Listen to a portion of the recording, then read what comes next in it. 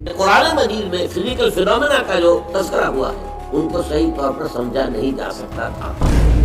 Intensive studies of the Quran and Hadith in the last 4 years have revealed a system for classifying human embryos. یہ قرآن science کی کتاب ہے، قدرت کی نشانیاں بیان کی گئی ہیں. در حقیقت یہی ہے وہ جذبہ جو قرآن نے پیدا کیا کہ توہمات کو چھوڑ کر علم کی پیروی کرو. علم یا وحی کا علم اور یا پھر علم سائنس کا علم. دوستو، آج ہم ایک ایسے موضوع پر بات کرنے جا رہے ہیں جو آپ کو نہ صرف حیرت میں ڈالے گا بلکہ آپ کے ایمان کو مزید مضبوط بنا دے گا. کیا آپ جانتے ہیں کہ اللہ کی کتاب قرآن میں ایسے سائنسی حقائق موجود ہیں جو آج کی جدید سائنس نے صدیوں بعد ڈسکور کیے ہیں؟ آج ہم قرآن پاک کی چند ایسی آیات پر غور کریں گے جو کائنات، زمین اور انسانی جسم کے بارے میں حیرت انگیز سائنسی حقائق بیان کرتی ہیں. یہ وہ حقائق ہیں جو آج سے 1400 سال پہلے کسی انسان کے لیے جاننا ناممکن تھا، لیکن قرآن نے انہیں واضح طور پر بیان کر دیا. تو چلیں اس سفر کا آغاز کرتے ہیں. قرآن پاک میں اللہ تعالیٰ فرماتے ہیں، اور ہم نے آسمان کو اپنی قدرت سے بنایا ہے اور بے شک ہم اسے وسعت دے رہے ہیں. یہ آیت اس بات کی طرف اشارہ کرتی ہے کہ کائنات مسلسل پھیل رہی ہے. یہ وہ حقیقت ہے جسے 1929 میں ایسٹرونومر ایڈون ہبل نے ڈسکور کیا تھا. اس سے پہلے انسان یہ سمجھتا تھا کہ کائنات سٹیٹک ہے، لیکن قرآن نے صدیوں پہلے ہی اس راز کو بیان کر دیا تھا. اور صرف یہی نہیں، قرآن میں یہ بھی بتایا گیا ہے کہ کائنات کا ایک کامن اوریجن تھا. اللہ فرماتا ہے، کیا کافروں نے نہیں دیکھا کہ آسمان اور زمین جڑے ہوئے تھے، پھر ہم نے انہیں جدا کر دیا. یہ آیت بگ بینگ تھیوری کی طرف اشارہ کرتی ہے جو جدید سائنس کی سب سے اہم دریافتوں میں سے ایک ہے. کیا یہ سرپرائزنگ نہیں کہ قرآن پاک نے یہ بات 1400 سال پہلے بیان کر دی تھی؟ سورہ انبیاء کی آیت 33 میں اللہ فرماتا ہے، وَهُوَ الَّذِي خَلَقَ اللَّيْلَ وَالنَّهَارَ وَالشَّمْسَ وَالْقَمَرَ كُلٌّ فِي فَلَكٍ يَسْبَحُونَ. اور وہی ہے جس نے رات اور دن کو بنایا اور سورج اور چاند کو، سب اپنے اپنے مدار میں تیر رہے ہیں. یہاں قرآن پاک نے یسبحون کا لفظ استعمال کیا ہے جس کا مطلب ہے تیرنا یا گردش کرنا. یہ لفظ اس بات کی طرف اشارہ کرتا ہے کہ سورج، چاند اور زمین سب اپنے اپنے مدار میں گردش کر رہے ہیں. آج ہم جانتے ہیں کہ زمین سورج کے گرد گھومتی ہے، سورج اپنے محور پر گھومتا ہے، اور یہ سب ملکی وے گیلیکسی کے مرکز کے گرد بھی گردش کر رہے ہیں. یہ بات 1400 سال پہلے کسی انسان کے لیے جاننا ممکن نہیں تھی. اسی طرح قرآن کی سورہ مزمل کی آیت نمبر 5 میں اللہ فرماتا ہے، یکور اللیل علی النہار ویکور النہار علی اللیل. مطلب یہ کہ وہ رات کو دن پر لپیٹتا ہے اور دن کو رات پر لپیٹتا ہے. یہاں یکور کا لفظ استعمال ہوا ہے جس کا مطلب ہے لپیٹنا یا گولائی دینا. یہ لفظ اس بات کی طرف اشارہ کرتا ہے کہ رات اور دن کا چکر زمین کی راؤنڈ شیپ کی وجہ سے ہے. قدیم زمانے میں بہت سے لوگ یہ سمجھتے تھے کہ زمین فلیٹ ہے، لیکن قرآن پاک نے صدیوں پہلے ہی زمین کے راؤنڈ ہونے کی طرف اشارہ کر دیا تھا. قرآن میں ایک اور جگہ اللہ فرماتا ہے، والجبال اوتادا، اور پہاڑوں کو میخوں کی طرح گاڑ دیا.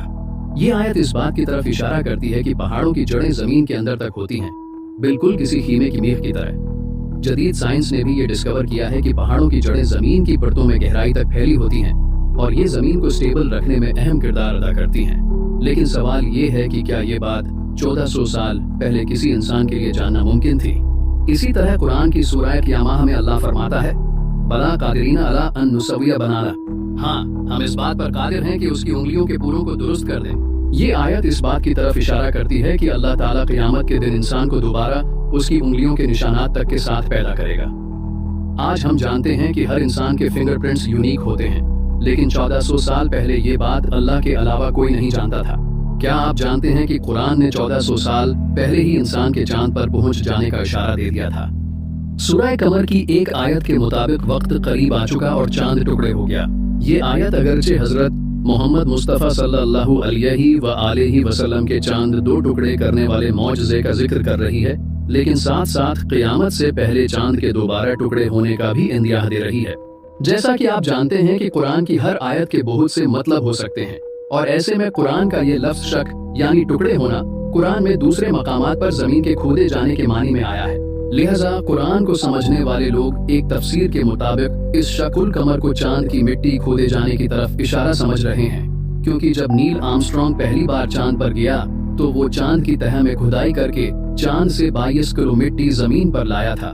اگر آپ غور کریں تو قرآن کی اس آیت کے بعد قرآن میں 1389 آیات آتی ہیں اور حیرت انگیز طور پر انسان نے چاند پر اپنا پہلا قدم 1389 ہجری یعنی 1969 میں ہی رکھا۔ یاد رہے کہ مسلمان عقیدے کے مطابق قرآن کی آیات کی ترتیب اللہ کی مرضی کے مطابق ہوئی ہے، اور ایسے میں یہ حیرت انگیز بات قرآن کے معجزات میں سے ایک معجزہ معلوم ہوتا ہے۔ ایک اور آیت میں اللہ چاند کی ہی قسم کھا کر ہم انسانوں کو یقین دلاتا ہے کہ تم یقیناً طبق در طبق ضرور سواری کرتے ہوئے جاؤ گے۔ اب چونکہ یہ آیت چاند سے متعلق سورہ میں آئی ہے، لہٰذا اسے بھی قرآن کی طرف سے چاند سر کرنے کی پریڈکشن سمجھا جا رہا ہے۔ مائکروسکوپک کی ایجاد کے بعد آج سائنس یہ بات ثابت کرتی ہے کہ ہر لیونگ تھنگ کے سیل کا 90% حصہ پانی سے بنا ہے، لیکن قرآن نے یہ بات 1400 سال پہلے ہی کہہ دی تھی۔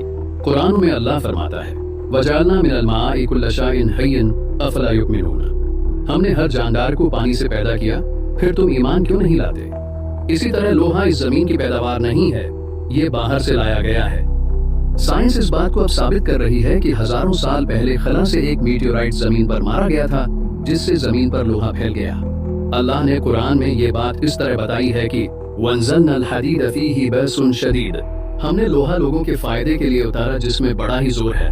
سائنس اس بات کو ثابت کر رہی ہے کہ آسمان ہمارے ٹیمپریچر کو کنٹرول کرتا ہے۔ سورج کی ایسی شعاعیں جو زمین کے لیے نقصان دہ ہیں، آسمان پر موجود لیئر ایسی نقصان دہ شعاؤں کو روک لیتی ہے، جبکہ قرآن میں اللہ تعالیٰ ارشاد فرماتے ہیں وَجَعَلْنَا السَّمَاءَ سَقْفًا مَحْفُوظًا وَهُمْ عَنْ آيَاتِهَا مُعْرِضُونَ، اور ہم نے آسمان کو ایک محفوظ چھت بنا دیا اور وہ آسمان کی نشانیوں سے منہ موڑنے والے ہیں۔ یہ پہاڑ زمین کو ایک جگہ جمائے ہوئے ہیں، اگر یہ نہ ہوں تو زمین ادھر ادھر ڈولنے لگے۔ اس کی جڑیں زمین میں ہماری سوچ سے زیادہ گہری ہیں۔ اللہ قرآن میں ارشاد فرماتا ہے أَلَمْ نَجْعَلِ الْأَرْضَ مِهَادًا وَالْجِبَالَ أَوْتَادًا، کیا یہ واقعہ نہیں کہ ہم نے زمین کو فرش بنایا اور پہاڑوں کو میخوں کی طرح گاڑ دیا۔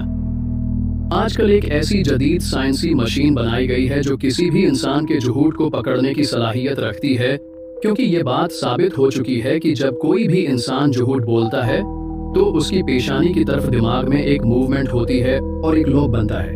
یہ بات قرآن میں اس طرح بتائی گئی ہے کہ كَلَّا لَئِن لَّمْ يَنْتَهِ لَنَسْفَعًا بِالنَّاصِيَةِ نَاصِيَةٍ كَاذِبَةٍ خَاطِئَةٍ، اگر وہ باز نہ آیا تو ہم اس کی پیشانی کے بال پکڑ کر کھینچیں گے، وہ پیشانی جو جھوٹی اور سخت خطا کار ہے۔